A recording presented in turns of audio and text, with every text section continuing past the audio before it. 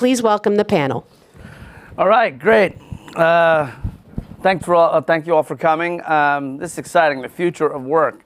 This is like the one session that there's no specific people that might or might not be interested. This is like everyone here, actually everyone in the world would be interested in this. Everyone wants to know where it's all going and where you're going to be going in the next few years. So before I start, why don't we introduce ourselves? So I'm the moderator, Babs Rangaya. I lead marketing for IBM, our IX division, which is our marketing services organization of the global consulting company.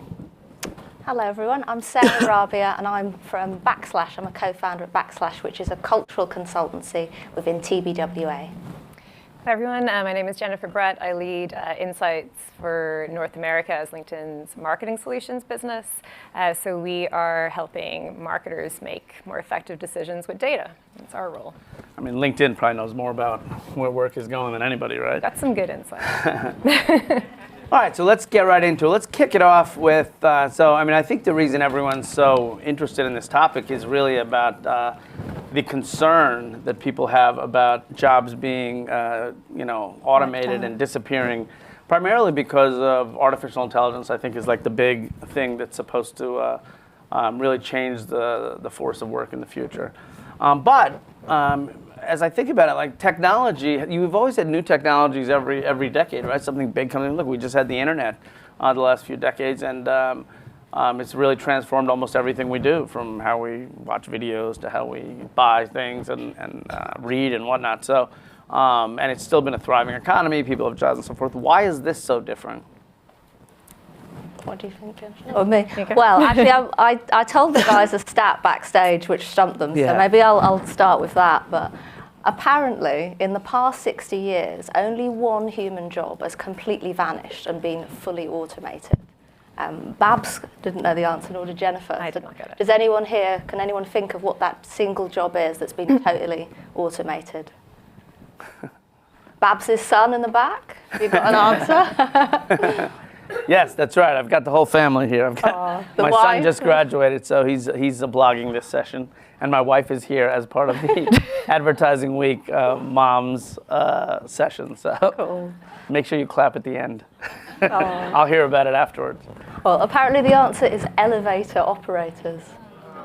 But isn't that a shocking stat? Do you miss them? But isn't that a shocking stat? That of all the things, I mean, we think of so many things of having been automated, that only one job has truly been automated over the last 60 years. I mean, and when she told me that, I'm like, no, that's not right. And I started thinking about it. I couldn't really. I think there are a lot of things that have been automated, but not necessarily any jobs. So if anybody thinks of another one besides elevator operator, please shout it out. Yes.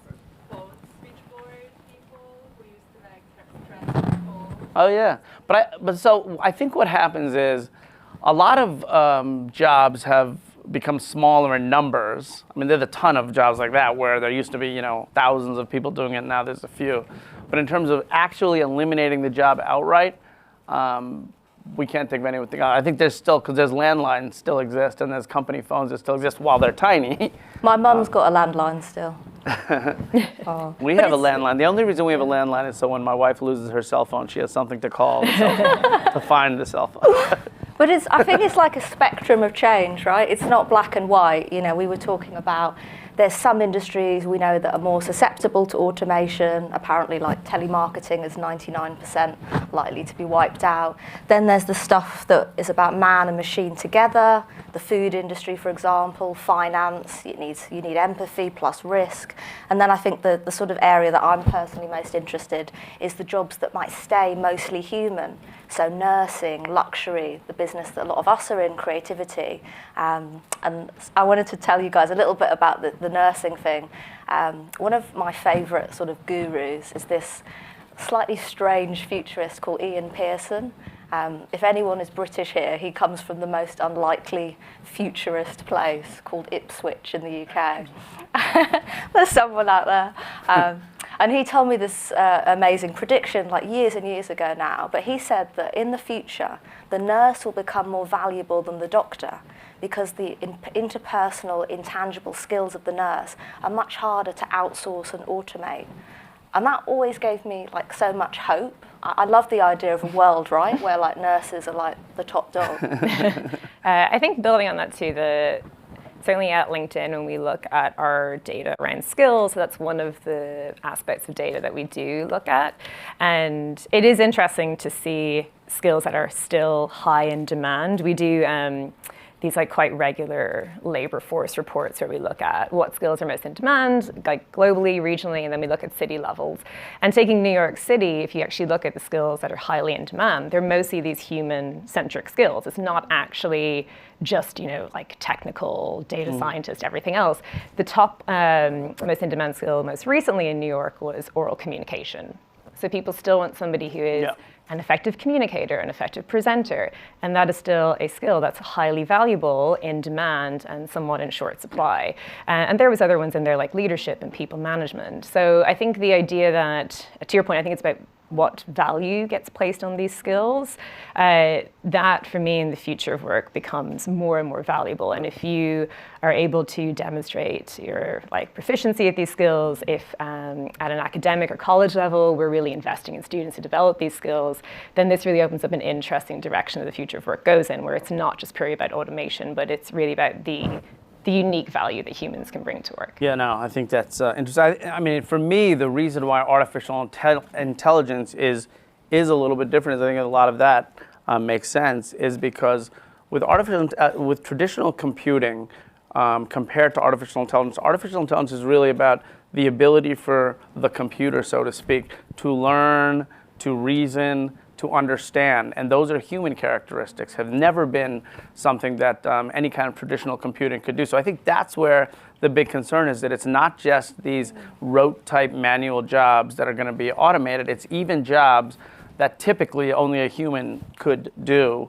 And why I think the bigger concern is it's more than just, it's really white collar jobs, and that's kind of the big concern. So I think the skills question is great, and is a perfect segue to what are the skills that this group or anyone who's interested in working over the next 30 or 40 years should they say? I mean, it sounds like certainly humans, things like communication skills are critical. Yeah. Nobody can take that from you. I think certainly strategy, creativity, imagination, things like that, for me, cannot be replaced. But what are the types of skills that people should start preparing and focusing on getting better at for the future? Well, one aspect of that I would say is I don't think we necessarily know all the skills. Right. So kind of going back, we don't know the jobs. or the jobs, yeah. So going back to your first point about like why are people particularly concerned about this, I do think some of the aspects of this change is both the speed of it and also the scale of it, in terms of this is technology that is really impacting things globally.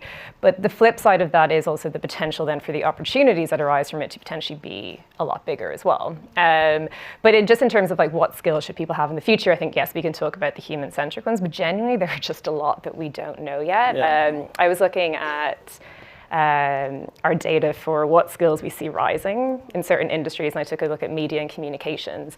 And one that was rising that I certainly would not have picked out, even now, never mind a couple of years ago, was drone videography. So the ability to actually, like go get drones, everyone, or if you think your kids shouldn't have drones, maybe they should, and you can have them doing like videos and like all sorts of great artistic things with them. But that's something that you would likely not predict would be a rising skill within the media industry. And yet it reflects the development of new technology emerging. And so this is where I just find it hard to necessarily say, these are the things you need, because I do believe we're going to see more new opportunities being created as a reflection of what technology also brings forward. Yeah, I think another kind of, I always read these articles, the jobs of the future, and they always sound quite silly, but one that I thought was quite interesting is I think, companies are really good at monetizing our data, but it's really hard for an individual to monetize their data, and I can see that shifting. So. One thing that I think could happen is the idea of the personal data broker. So someone that helps you sell your data, sells your assets, and I think self-monetization will be something that happens in the future. And then I think another thing that I read that was very interesting, we've talked a bit about the importance of human skills. It was a Deloitte study, and it said actually we need to sort of not think about skills, because skills can actually be learned. We talk about how creativity for the short term, we're probably all right, the machines aren't as good at that. but they're already composing music, there are AI movies. So computers can learn how to do some of those skills, but what they can't sort of achieve is human capabilities. So Deloitte says it's about human capabilities, not skill sets. So creativity, curiosity, imagination, empathy, those are things that, like to your point, Jennifer, there are whole new markets that are just waiting to happen. So yeah, I think that's an interesting one, because think about like the personality aspect of the human as well, and how that comes through in potentially the future of work more so. Like one industry that really interests me has been the rise of like esports. And people who will watch other people play sports. And again, that's potentially something that you could have computers play each other. Yeah. And they could watch that, but they don't want to. They want to see the personality behind this as well. And so I think that goes back to that point too, of just there is something intrinsic in being human, and how that has the value placed on it, and how that really comes through to the fore in these like new roles that are potentially emerging. I think that's another aspect to consider. I mean, there's a lot in all that. I think first the data. I think the self data example I think is fantastic. Would you do that? Would you sell? Well, you know, what I think is really interesting is if you saw that Facebook now has that cryptocurrency Libra, which is for their own users, and initially it'll be really about cross geography payments, but in the long run, the thought is that with, right now, like having a good social media profile is great because it's cool, but you get no real benefit out of it, right? It's great that you're an influencer or whatever, but in the future, if you can monetize that data and your likes and your influence and all that information that's about you, and then you truly become a brand, and if you can trade on that with crypto, all of a sudden that makes a lot more sense and becomes much more valuable. And so your writing skills, your communication skills, all the things that you put out there, your content creation, become a job that right now isn't worth jack, right? Like nobody makes any money doing that. It's great, but in the future could be huge as it relates to either connecting with brands or kind of being your own media property. So I thought that was a great example. And then as it relates to some of the roles around movies and media, one of the things that we do at IBM with Watson is we do, our version of artificial intelligence in the world of creativity is, for example, 21st Century Fox asked us to create a trailer, like a movie trailer, just using artificial intelligence. So if you think currently you have, a ton of people that spend 6 months editing down their movie to a 2-minute film as a trailer, and Watson did it in a few weeks and did it by being able to recognize kind of great scenes from other similar movies and comparing that to this movie and be able to create. So then the editing process takes much shorter. So it's creativity, but it's not the imagination part. It's really about the curation part, which is the same thing we do with kind of Wimbledon and whatnot as it relates to kind of sports and sizzle reels. So I think all of those are, it's interesting that we can come up with those jobs without knowing it. Think about how many other jobs that we have no idea that will be around in a few years that will pop up just from that. But one of the things I do want to get into though is this concept of education and training for the future. What is the approach now? I mean, there isn't like a school to teach you about where things are going and what kinds of jobs, because the schools, the universities, as far as I can tell, are still pretty much teaching the same kind of things. I mean, there may be some innovation classes here and there about new technology, but it doesn't look that different. And there's certainly no training programs in the world of marketing that I feel like are really capturing where things are going. How do people get prepared for this world? Well, I mean, I think even now and in the past, there's always been like a gap between what you learn at school when you get a job and your life, especially as, I'm having kids.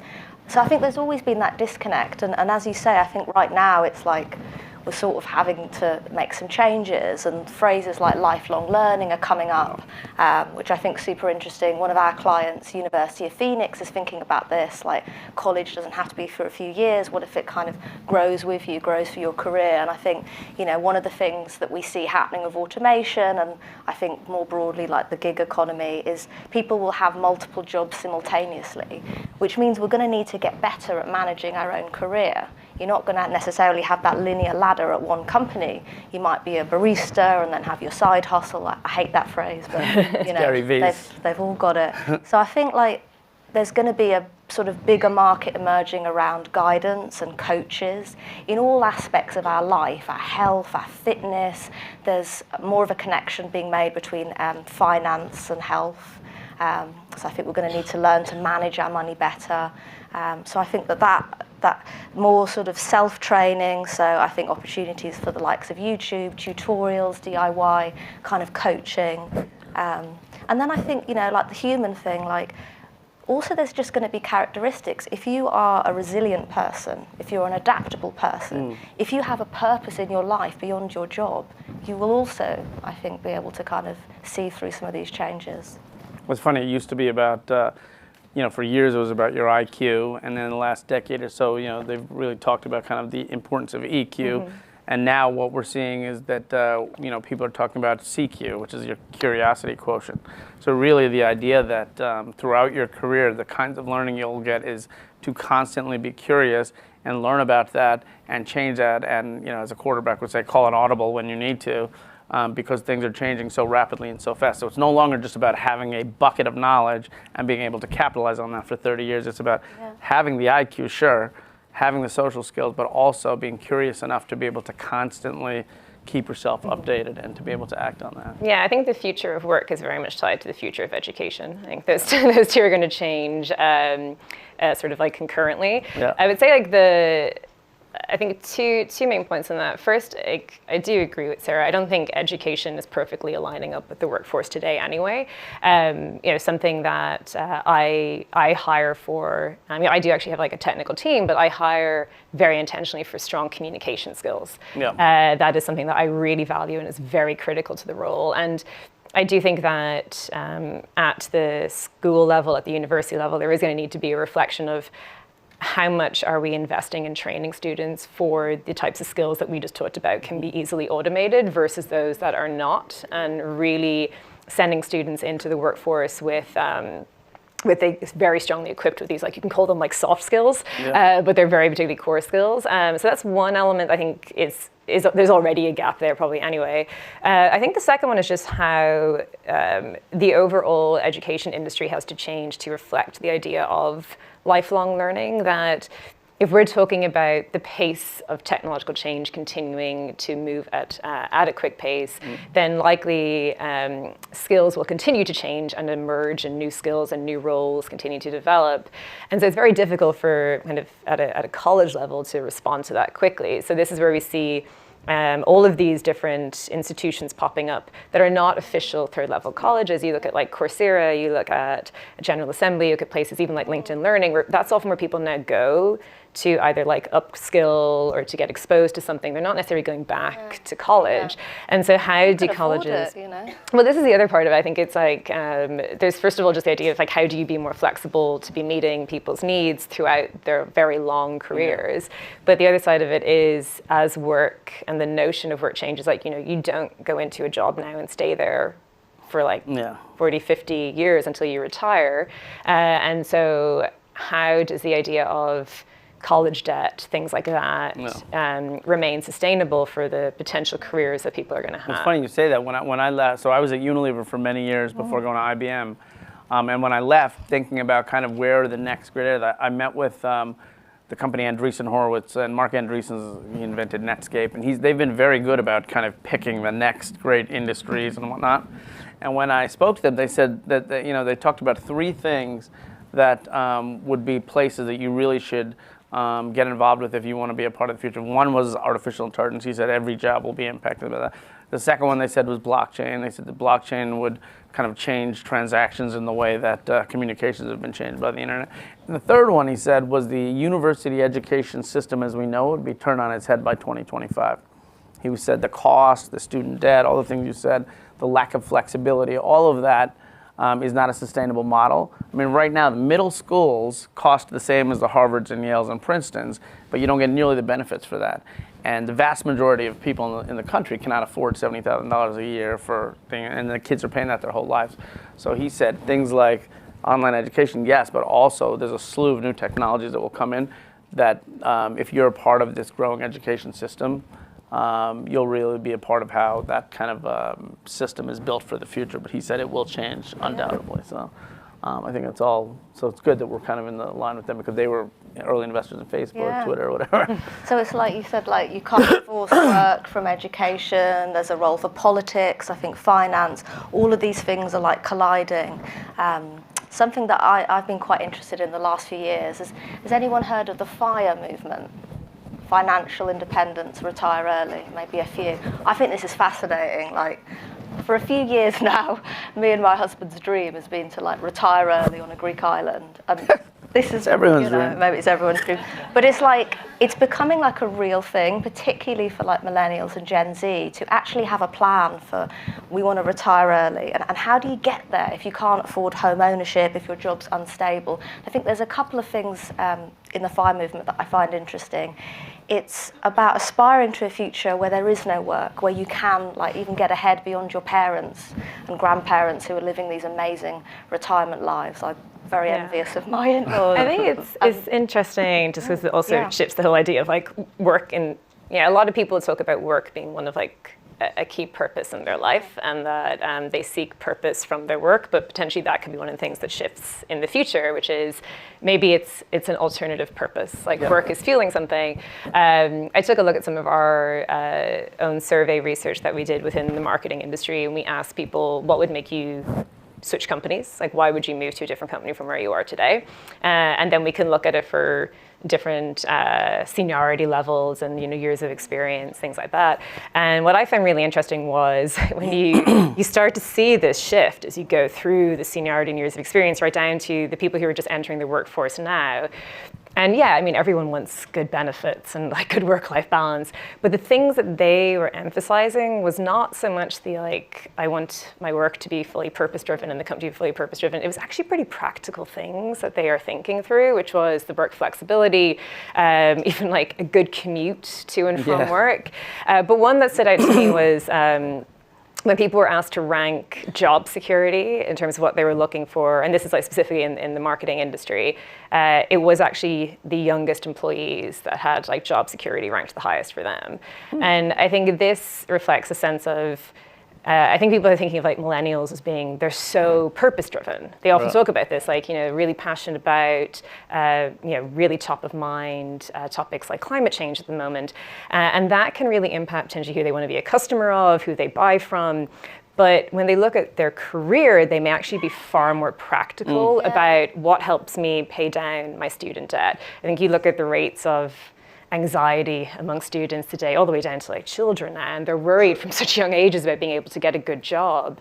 And so it could be, when I think about work in the future, does it become a more practical thing? Do companies really help, and marketing companies in particular, really help differentiate their employer offering through the fact that they will offer more job security. They will invest in you as an individual, as opposed to maybe selling you something that is like, this is my passion or my dream to work here and to have this career. I think this is a really interesting change that could really affect how the future of work from like the employer and company perspective. I think one of the things I'm most excited about, is having seen a few studies, is this idea of the gig economy and liquid workers in the future. So there's a lot of studies that suggest that in the future you will be able to, things like control your commute and the types of companies you'd want to work for and what purposes you'd, and maybe the most important thing is, the quickest way to gain real wealth is to have multiple revenue streams, right? But if you work at a corporation, it's very difficult to have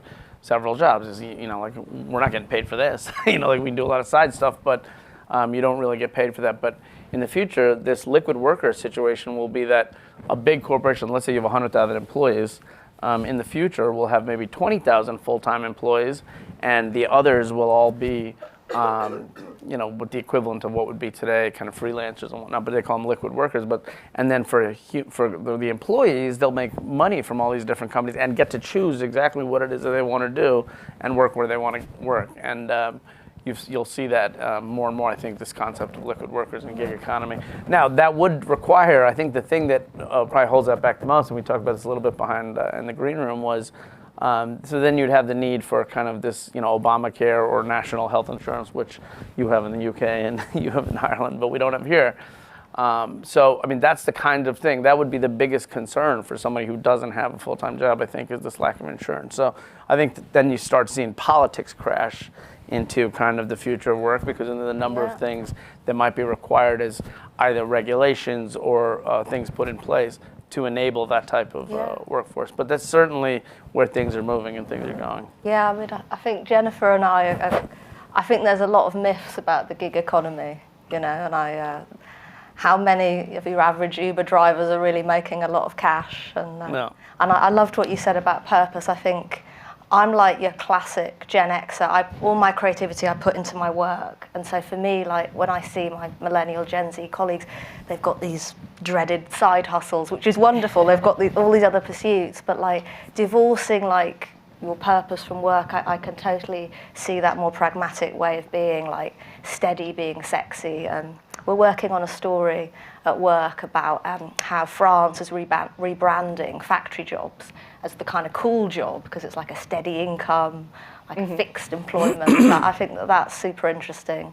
And I read that a recruitment company in the UK was saying that actually a lot of graduates are looking for as much money as possible. So I think purpose is really interesting. It's not necessarily about your company having this kind of social purpose. It might be, you know, I think even more about like us, you know, asking ourselves, what's my purpose in life? Does my job support that? Does it add up to that? And maybe separating the things. And I think, you know, the other sort of riffing off what you're saying about politics and work, I think, you know, universal basic income is super interesting. Like, it's been trialled in Finland, the Scandis, they know what they're doing. And I mean, answers for every for every question in the debate. And that's, you know, that's sort of like his potential solution for automation. And look, it might not be practical, it involves other sort of things, but like it feels like there's really radical ideas and being put on the table and like new narratives, and like I think that we're going to be bolder. And you mentioned your wife's coming back into the workforce. I mean, work doesn't really work if you're a parent, and I think that absolutely has to adapt. Well, that's one of the reasons for the excitement around it. I mean, it sounds like you. It's funny because maybe it's because I'm so old that steady thing is something we grew up with. So now I'm kind of really into this, you know, multiple revenue streams and whatever. And maybe the kids today are like, no, we need something more steady. I don't know. What does your son want? What he wants is to blog about this session so he can put it on his resume. So one of you guys will hire him. That's what he wants. That's what he wants. I think it's all just like what may be getting blurred. But wait, one thing on that though. So for someone like my wife, who you know is you know, she was working for a long time, she was a pretty senior exec, and then for many years as a parent, all of a sudden getting back in the workforce is more difficult. But if you did have the opportunity to have your own schedule, be more flexible, and select kind of where you work, I would think that would be a great benefit. Yeah, but that was what I was going to get to. I think there's like I think we're blurring the lines here between like work flexibility and the idea of going into the economy. I don't think it has to be an either or. I think you can ask companies, and there can be an expectation of companies to provide those more flexible work arrangements while also providing the stability and security that comes with those types of jobs. Because I think like there definitely are some myths around the gig economy in terms of like the levels of income, the actual number of hours people end up having to work, or how much control do you have versus actually potentially being more reactive to the hours that you need to work because things are not as scheduled. And so for me, that future of work, if we're to continue to go down the route where really the company is at the center of that as like the core employer, and there is still a level of like steadiness in jobs, then I think the answer to some of the challenges that we're talking about here is how does the work environment become more flexible? And again, this is where technology opens up the opportunities for these like the future of work in terms of the quality. I mean, look at the quality now of how things have shifted towards how we can engage through like video communication and connecting. It's not even phone calls anymore. Like you can see people all the time. Like where does that go in another 5-10 years? And like how good does the types of technologies get which enables more remote working, things like that. And so maybe I could go to my Greek island and maybe you can, and you can still work from there. Yeah, exactly. And like kind of, you know, just like some flexible arrangements. But I think I'm interested to see how the concept of work flexibility continues to evolve across industries, across companies, and how that may be a response to some of the the things that have been raised in relation to gig economy. Great. So I want to switch gears for a second and talk more specifically about our industry, marketing and advertising, and the future of this industry. How many people in the room are in some ways connected to the advertising and marketing industry? I would imagine everyone, right? So let's talk a little about that. So there's a ton of change going on, especially in the agency world. I mean, you've got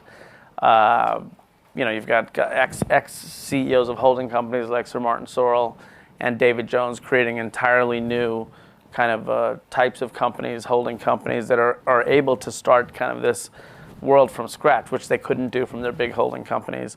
You've got consultancies now involved in work that was typically done by agencies. You've got a lot of automation. You've got different things. So, in your view, what are some of the things, if you're in this industry, you should focus on? Where will it go? What types of job will disappear? Discuss. I think creatives at the moment, if you're a creative, you're fairly safe because the machines can't do that very well. And clients are learning, but I still think that that's the sort of area. I think account management, less safe. A good bot with an expense account might be able to do some of the job, possibly more in the future. And I think, you talked a bit about VCs and how they see the world. I think we need to talk more like the language of growth. We need to spread our bets a bit more. I think we need, to really update the way we're doing pitches and business development. I think, the kind of 21st century brands a lot of us are or working with are kind of way ahead, really innovative business models. Like you, Jennifer, they've got this really deep data. So I think, a bit like the sort of human capabilities thing, I think like what our industry has is kind of creative capabilities. So rather than skills, which like machines or clients may learn, I think we have this capability, this curiosity, this kind of craft. And I think that's sort of where like my company, TBWA, is doubling down. We've got this philosophy of disruption that we think is timeless. People will always want to disrupt, and that's our kind of expertise. Creativity, again, really nurturing that and that craft, I think that's something that will endure. And then I think sort of my area, understanding culture, anticipating it, analysing it, and I think the gap that most people need a little bit of help with or that's hard is how do you translate culture into business opportunity? And I think connecting those dots. So we're trying to build like real expertise in that we think will endure.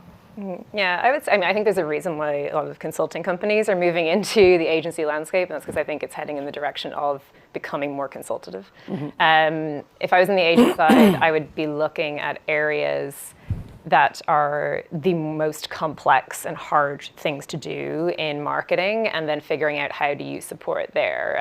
And so creativity, yes, one that like kind of comes up frequently and makes sense.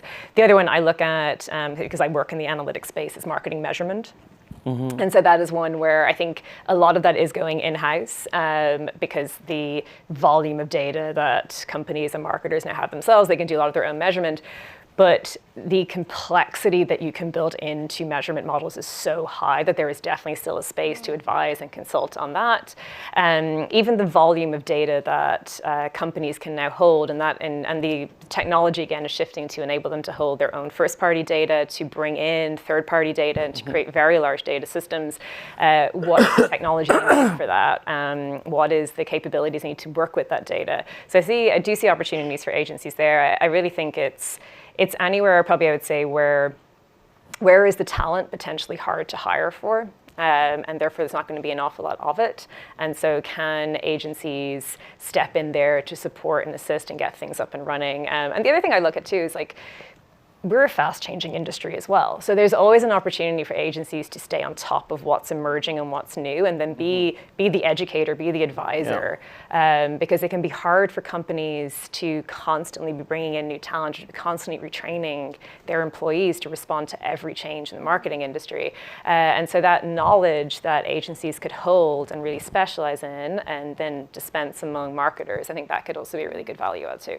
I mean, I think in listening to that, it sounds like really what you're saying, strategy and creativity are key linchpins for this business and moving forward, which I think really does allow consultancies to enter that space because they're all about advising and consulting. I think there's parts of the ecosystem that are moving so quickly into programmatic and automated ways, especially in the media world. I mean, right now clients have 40, 50 media people working at an agency on a team. I would imagine in 10 years that'll go down to 3 to 5 people, and that everybody who's working on the media side, on hands-on keyboard stuff, will be automated. I mean, it's already starting to move that way so fast. So that kind of job, I think, is in danger as well. Salespeople, it's the same thing. That's always been about relationships and various other ways that business has been formed, and it's almost all moving to a very automated space. So I would consider that to be a space to be careful about going into, unless you're going in at the strategy level. Or I actually do think that while account management in numbers may dwindle, I think the client service piece of that is still going to be pretty important. And then lastly, I think I'd be careful about, I think a lot of things that are currently done at agencies will move in-house. I mean, historically, it's been very difficult for clients to bring things in-house because mostly of the fact that the amount of labor that you need to bring aboard, right? Because you have hundreds of people working for you at the agency. If those numbers dwindle and things become more automated, I would imagine clients will be able to move a lot more. And then lastly, with technology and data being what it is, again, that falls in the consultant's hands and also becomes very automated. So I think in our industry, I think there's definitely some big changes that are going to be happening that we've already seen. And in the future, I think the jobs, I think what you said is really, I think creativity, of course. And I do think that some of the things you said earlier about kind of human skills around communication skills, relationship building, collaboration, things like that will still be very important as well. And some of that is, I think, in client service as well. So that would be my take on that. Like true partnership, true collaboration, and kind of coaching and mentoring.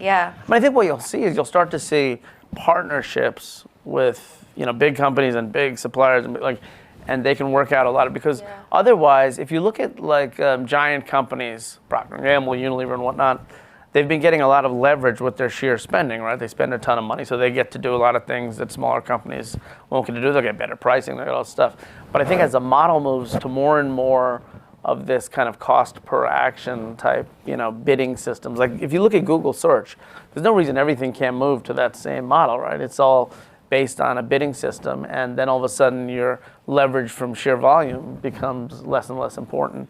And then I think what will happen is if you've got giants like Facebook and Google and Amazon and giants like Procter and Unilever and whatnot, you'll find partnerships where they'll do things outside of just sheer volume pricing in partnership that I think will give them the competitive advantage. But I also think the more automated things become, the more there'll be a desire for the handmade and the expert. Advertising stuff, there's always advertising is it science, is it art? I could see both extremes. As you said, production companies in Hollywood are working with brands. I can see a real space where it becomes much more artistic. Is it a brand or not? I think brand content, brand entertainment's interesting. That show on Netflix, comedians drinking coffee in cars, that's brand content, and it's bloody good. You wouldn't know it's from a brand, and I think there'll be that extreme. Again, that's why I think look, a lot of us in agencies, we want to be making, those big Apple iconic ads, and I think that there's a space for that. So I'm quite optimistic. I think that there will be that space. I'm less in the programmatic robot world personally. I also think there's more about experiences. It's all about customer experiences now that go from kind of end to end, that goes beyond just when you're in the mindset of ads. Yeah. Which I think moves towards that as well. Yeah. So what's the? Are we supposed to start Q&A yet, or? Well, you're the boss, Babs. So I thought we were going to get questions on the screen. How does that? Well, if anyone has one, they want to raise their hand while I'm waiting. Yeah. Oh no, they're here. Oh yeah. One question. For example, I have a background in sales and I work in marketing. But where do you see the future of salespeople in marketing in terms of being on the marketing team and understanding the customer? I know marketing has so many different channels. Yeah, we're marketing or sales in both cases. Or a salesperson with that salesperson background on a marketing team. I know that looks quite. Yeah, I think a lot of that goes back to the human-centric skills. I think relationship building is one of those. You can, as much as we all like Alexa and Siri, whoever else that we're chatting to, I think the actual human connection interaction you can have with somebody on like within a sales or account management team is a part of the offering, particularly for like a certain like maybe level of customer engagement, not necessarily across the board. But I think like that background in sales, bringing that into marketing of like what is a deep understanding of the customer, I think that goes back to one of Bab's earlier points about the technology can do a lot to improve the process of creation and the efficiency around that in editing, but often it's the idea and the imagination or the understanding of the context and the customer which can feed into what you actually create in the first place. And so I still see that as being relevant from a customer understanding side of things. I also think it matters what you're selling. I think if you're selling, like I said before about media, if you're selling spots and dots, I think a lot of that is going to be automated. I think if you're selling kind of big deals with companies where you're working on multiple facets of their organization and really focused on kind of business outcomes, I think there will be real room for that. But I think those salespeople will be more about strategy and really becoming experts in a field versus the kind of salespeople that are really just about, shaking hands and kissing babies. No one's kissed my baby. No one's kissing. My babies are over 20, so. All right, so I think some of these have been answered. I mean, I like number 3. Yeah. When will the 40-hour work week be an obsolete term, or is it Well, already? it kind of already is if you want it, right? Like Except for the people that are working 40-hour work weeks. It's obsolete for people who are agile and able to have the flexibility. But I think it's halfway. I think it's partially there. I mean, I think certainly with video conferencing and Skype and WebEx and all that kind of thing, I think you're seeing a lot of people's ability to be more flexible. And in some cases, it's actually more than 40 hours because they're doing that at all kinds of crazy hours. But I think more than the number of hours, the ability to do it when you want and how you want is much more. That's my own thing, because then you can manage your life around that. Yeah. So, question to you, Sarah. I'm Luke from Ipswich. You're not.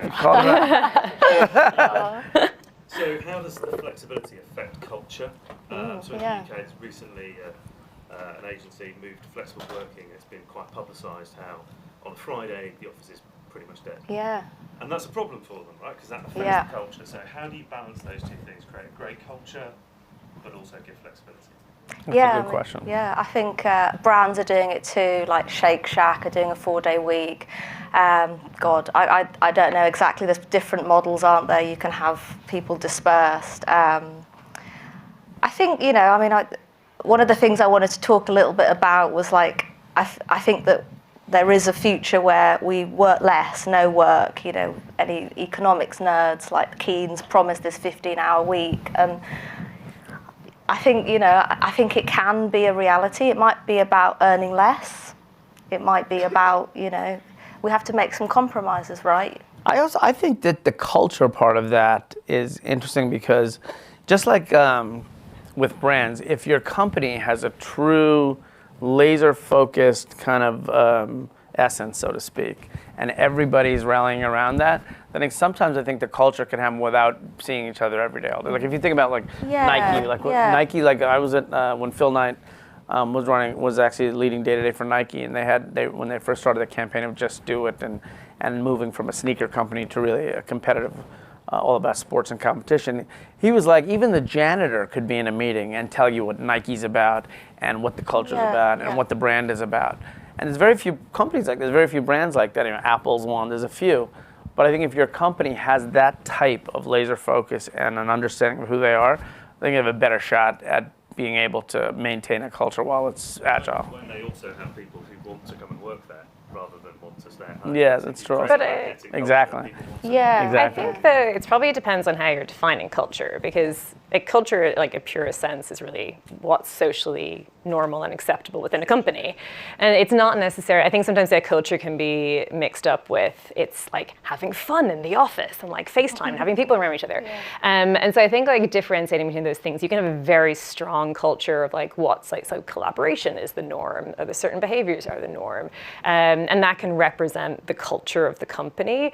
I would differentiate between those two things, because I think that's also a dangerous route to go down for companies where it's like you need to be present to be creating like a vibe or an atmosphere. And also there's like 5 days in a week. So if like one of those days the office is quiet, there's still 4 others. So I would also be conscious of, are you trying to organize work social activities on a Friday and there's only like 5 people in the office? So you're like, yeah, it feels like this fell a bit flat. It's like, well, then do it on a Thursday.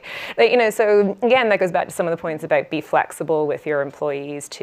But I think it's recognizing that culture is a broader concept and there's multiple ways to reinforce it outside of FaceTime. And I would encourage companies to think It's in that much way. better than I answered. I was like, how do I solve that day off? But like, yeah. Yeah, that is good. I think that's right. Okay, what else do we have? With more companies bringing marketing in, where do you see the agency model going? The agency model? I think, Anyone got an answer? I think we discussed that a little bit Yeah. earlier as it relates to. They need to go back to what I've been in this business 40 years, so I'm not looking for a job. They're looking to get rid of me. The agencies have changed so much in my career. It used to be where you went for creative. Now they do everything. Yeah. They all merge, and they're gigantic, and they're all worried about RO, whatever it is, and with their money. And they've lost their focus. Where the 4 of us made an agency, you were a writer, you were creative, you were the marketing, they all could win. And the same thing happened to me. I own production companies. And it's changed. The model is ridiculous. Well, they got to go back to smaller and working on creative. Not maybe even all the other things they got involved with normally. Production companies have to go back into getting good directors and good producers to produce your content. We've gotten lost. I mean, glad I'm getting out. But the future is but the future is Yeah. migration. The job should be. Yeah. When they hire agency people, the kids that go in there now, and I shouldn't say kids, they want to direct, not just write, because that's what they grow Yeah. up did. Yeah, doing, yeah. Writing and directing. Yeah. You get an agency, you stick them in a cubicle. Hey, write this ad. No, I want to take this through the end. I want to produce it. I want to get someone to help me make it. That's a tough sale to clients. But agencies, I think, have to go there Yeah. and shrink a little. Love We that, have to yeah. focus on their culture. I like what you're saying about making as well, because that's part of our competitive advantage versus the consultancies. You pay a lot of money for a PowerPoint, whereas, like as you say, the kids can actually make these prototypes and like that every creative I think is a tortured screenwriter, aren't they? My husband. But I do think, as you mentioned earlier, there is a magic and logic, art and science to it. So while the creative thing is I think the thing that can be future-proof as it relates to automation, I do think the power of data in targeting and measuring is extraordinary and something we've never had before. So, for example, like when I'm on Facebook, I think the only 3 times I've ever clicked on an ad in my life or even really engaged in an ad was on Facebook, because it talked directly to what I was just doing, saying, I mean, you call it creepy, call it whatever, but I bought those products through the thing, and their ad was it was just basically a message that talked to what I was looking for. Like, you know, it's like one time I was like looking for a refrigerator for my garage because my mom was like, you know, what do you want for Christmas or something? Right? I'm like, I don't know. So we looked on all these sites, not on Facebook, about this particular refrigerator we couldn't find anywhere. And then like 3 hours later when I was on Facebook, I got the exact refrigerator that we were looking for that I couldn't find anywhere, which is to me like an extraordinary use of data and technology. So in terms of outcomes and moving business, you know, there's always the kind of the short term, you have to sell it, and there's always the brand thing over the longer haul, which you know, is the health of the brand in itself. So I still think there's that balance. But I do think size is absolutely critical, and I do think focus is critical, because you're right. Like all of a sudden, you've got these holding companies that buy, you know, 50 different types of companies, and they make it difficult for clients to even use those companies in some cases. That's why I think the Sorrell model and the David Jones model is interesting, because they are small. They can build it from scratch based on where the future is going. What else? Anyone else? There's still Yeah. some over here. So we're talking quite a bit about automation, AI, and which jobs might be safer, and creativity coming up as one of the safer realms of the industry, at least for the next few years. But my question is more about like how that's going to affect the job hunt for creatives. So, for instance, let's say we're looking a few years down the road towards an industry where, you know, more and more of the creative work is being done, or at least assisted in by AI. For instance, I just came from a presentation where they were talking about how an AI program created a forgery Rembrandt. And so if you have a lot of the design work or a lot of the copywriting being done by AI programs, and the value of creatives is now how they can tweak it or how they can make it more original, because I guess we run the risk of quite a bit of ads becoming similar. Will the creative portfolio as we know it become obsolete? And if so, will self-branding become more important to show that you have a creative personality, not just a creative skill set? I mean, I'm with the gentleman that very eloquently talked about shrinking and creativity. I think there'll be extremes. You know, there will be the bots and the AI creators, and then there will be this new class of creatives. And I think already we need to be recruiting from different worlds, from technology, from movies. You know, if you're a young graduate today, I think advertising isn't the top sexy job anymore. So, and we do need to be bringing in new hybrid skills. I think that there's the idea of something that's human-made, I think, could become a thing. I think we'll pay more for human things. You can see it in luxury already. Like, if you want a nice Italian handmade shoe, all of those qualities, the bots, the 3D printing, I don't think that they can do that. And I think it's the same when you talk about an AI writing a good ad. I mean, I also think I think this gentleman here in the audience, I prefer your ad. creative will be different than the historical breakdown of copywriting and artwork and so forth. Because if you think about creative, it won't just be about ads. You know, we talked about customer experiences. There's going to be creative thinking. There's also going to be talking about brands taking positions on things in culture that historically they haven't. For example, Nike with the Colin Kaepernick thing. I think you're going to see a lot more brands taking positions on where culture sits. That's all creative, right? So that's creative thinking. That's imagination. You know, there's going to be content, there's going to be social media, there's going to be customer experiences. So creative will span a much larger area than something that's coordinated in a way that we've had ad agencies for many years.